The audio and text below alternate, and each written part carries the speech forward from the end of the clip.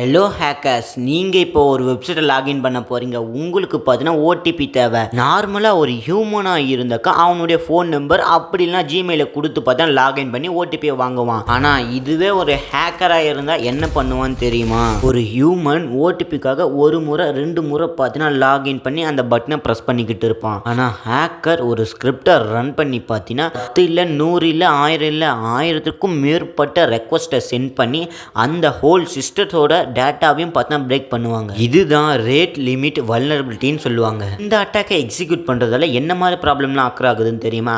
App ஸ்லோவாக work ஆகும், யூசரோட அக்கௌண்ட்டை லாக் பண்ணலாம், ஓடிபி ப்ரூட் ஃபோர்ஸ் அட்டாக் பண்ணலாம், சர்வரை ஈஸியாக பார்த்தீங்கன்னா டவுன் பண்ணலாம். நீங்கள் ஒரு டெவலப்பராக இருக்கலாம், ஸோ இல்லைனா நீங்கள் ஒரு வெப்சைட்டை ரன் பண்ணிக்கிட்டு இருக்கலாம். இந்த மாதிரி ஓடிபி லாகின் பேஜ் இருக்குதுன்னா இந்த மாதிரி செக்யூரிட்டி இன்க்ரீஸ் பண்ணி வைங்க. ஓடிபி ரீட்ரை லிமிட் வைங்க, IP blocking, cool down timer, இந்த மாதிரி லிமிட்டை செட் பண்ணுறதால பார்த்தீங்கன்னா உங்களுடைய வெப்சைட் சேஃபாக இருக்க நான் கேரண்டி